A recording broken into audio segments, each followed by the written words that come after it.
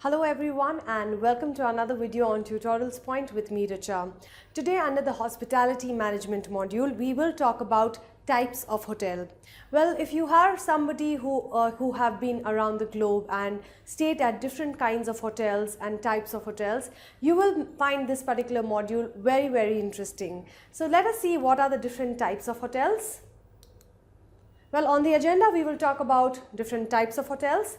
Depending on the number of rooms which are there, they are typecast into certain categories according to plan for breakfast, lunch and dinner, eligibility for a star classification, classification on the basis of the location of the hotel, classification on the basis of ownership of the hotel, on the basis of level of services, and we will also talk about what are the alternative accommodation which are not really hotels but different types of subcategory of hotels. So, well, what exactly is a hotel all about? A hotel is an establishment that provides paid lodging on a short-term basis. Some hotel offer meals as part of their room and on-board arrangements. So, well, a hotel is anywhere where you have to go and pay money and get a room to stay in, and you also get to use a lot of other facilities of a hotel like their pool facilities, their swimming pool, their gym facilities, the banquet area, and a lot of indoor and outdoor games which a hotel might have. So, it is something which you pay for and you get services in exchange for the money that you've paid in.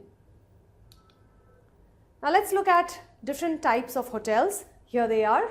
Classification of hotels is based on the location where they are. It's also based on ownership and affiliation. It's also based on a particular target market. There are certain hotels which allow only a particular kind and community of people to check in. They're also based on star rating, what kind of a rating that your hotel has. It is based on a particular theme. So sometimes a hotel might have a theme which is for kids only, or it can be a different kind of a theme which may be of a different kind, like historical kind of a theme as well. It's also based on the level of services that might be there, based on the length of stay, as well as based on size. So your hotels can be of different types based on such classifications, and hence it's important to understand no two hotels are the same. They will differ and they are based on different categories. Let's see the number of rooms classification. What really helps us understand is that small range hotels who have lesser number of rooms, probably between 1 to 25 rooms in a hotel, are known as a small kind of a range of hotel. A medium, for example, a medium range hotels are the hotels which have around 26 to 100 rooms in that hotel. A big or a large hotel consists of 101 to 300 rooms. And a very big or a large hotel or a resort would consist of rooms which are 300 and above. So these are the different classifications of hotel based on the number of rooms in that hotel. Let's look at according to a particular plan which many hotels have nowadays. They have a particular plan which helps you decide whether you want to stay in that particular hotel or no. So American plan talks about, American plan consists of a room charge plus 3 meals, which is your breakfast, lunch and dinner, all inclusive along with the room charges. That's an American plan. A modified American plan, or a MAP, consists of a room charge plus 2 meals, which is one is your breakfast and either a lunch or a dinner included in that particular plan. So that's your modified American plan. Bread and breakfast plan, which is B&B, consists of continental plan called as a CP. Here this plan consists of a room charge plus breakfast. So that's your, most of the hotels have this kind of a facility which is bedding as well as lodging. So they give you a room as well as they give you a complimentary breakfast in the morning. So that's a part of bed and breakfast plan. Let's understand what is the eligibility for a star classification. A lot of times you might have seen on the website of a particular hotel or on Just Dial, etc.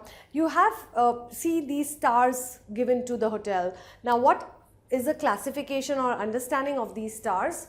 So star classification consists of 5-star or a 5-star deluxe hotel, which has to have certain criteria like a single room should be at least 180 square feet, a double room should be 200 square feet, bathroom should have 45 square feet of space. If your hotel has these kind of square feet areas, then you are classified under a 5-star or a deluxe 5-star. A 4-star and a 3-star hotel has to have certain criteria, like single room should be about 120 square feet, double room should be 140 square feet, and bathroom size should be about 36 square feet. A 2-star and a 1-star property should have a single room should be about 100 square feet, double should be 120 square feet, and a bathroom should be about 30 square feet. If your hotel comes under such criteria, then they are classified as a 2 or a 1-star, a 3 or a 4-star, or a 5-star property.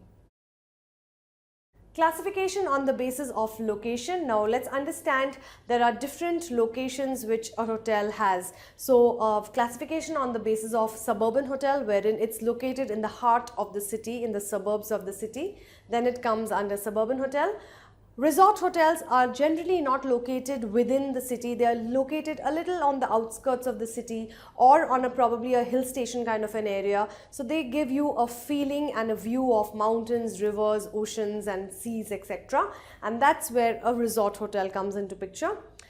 A business hotel is a typical kind of a hotel wherein you don't have too many facilities. It's just that you are there during the day, there during the daytime. You are there in your office or workplace during the day, and you just go there for sleeping in the night so that you are refreshed in the morning and then you're back at work. So generally a business hotel would not provide you too many extra luxurious facilities. Airport hotels are generally located in close proximity to the hotel. Again, the basic idea of an airport hotel is for people who have a flight to catch immediately after a meeting or something, and they don't really want to travel too far away from the airport. So these are the hotels which are located really near to the particular airport in that city. Now let's look at classification on the basis of ownership. Well, there are certain hotels which are independent hotels which do not have anybody else running the hotel but their own people running, so it's independent of anybody. There are certain hotels which have a particular chain. For example, a Radisson Blu will have different chains, or a JW Marriott will have, in different cities they'll have a chain of hotels. Management contracts. Now there are certain hotels which are taken over by certain contractual companies. It is basically their estate and their contract under which they get a hotel into their contract. And then you have some hotels like a franchisee. For example, Oyo Room or a Fab Hotels again has many franchisees under them. On the basis of the level of services, now services is something that you have to definitely expect when you go and check into a hotel. So there are certain hotels which will give you the level of service like excellent, which is world class and upmarket, and you definitely will be paying a bomb for these kind of services. So be rest assured, when you are checking into a luxury hotel or a world class hotel, you will definitely have the world class service given to you. Mid-market or mid-range service hotels, do not expect very high level of service from them. They are mid-range and they will not offer you a very great attractive services. Your budget and economy hotels like Oyo Rooms as well as Fab Hotels and other few in the market nowadays are budget hotels. So their main concern is only by giving you simple services, not very extravagant services. So if that's something that you're looking at, you will be in for disappointment if you check into a budget or an economy hotel, because their idea is not to give too great services. They're very simple and they will just take care of your basics. Well, if you do not want to check into a hotel or do not have that kind of budget to go into a hotel which might be a little expensive, there might be alternative arrangements or accommodations which you can look at. One of them being dharamshala. Again, a dharamshala is a kind of a accommodation wherein you will not have any other facilities apart from a room which is given to you, and probably a cafeteria or a dining facility which might be a part of that dharamshala.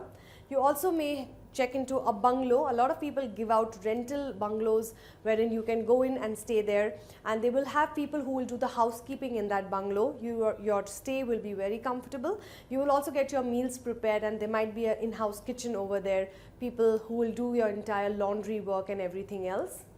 Lodges are again similar kind of facilities wherein your boarding and lodging is taken care of, and there will be people who will be offering you services to take care of your room, and housekeeping and everything is taken care of.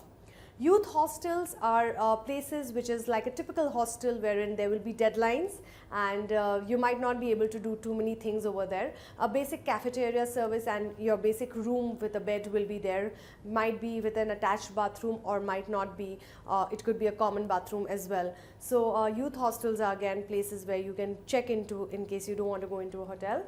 And you might have camping grounds, which are an excellent way to be in the nature and be with your surroundings in peace as well. A lot of places offer these camping grounds as a place to stay if you're going for trekking and mountaineering and river rafting and all of these adventurous activities. Then camping grounds are places where you can stay.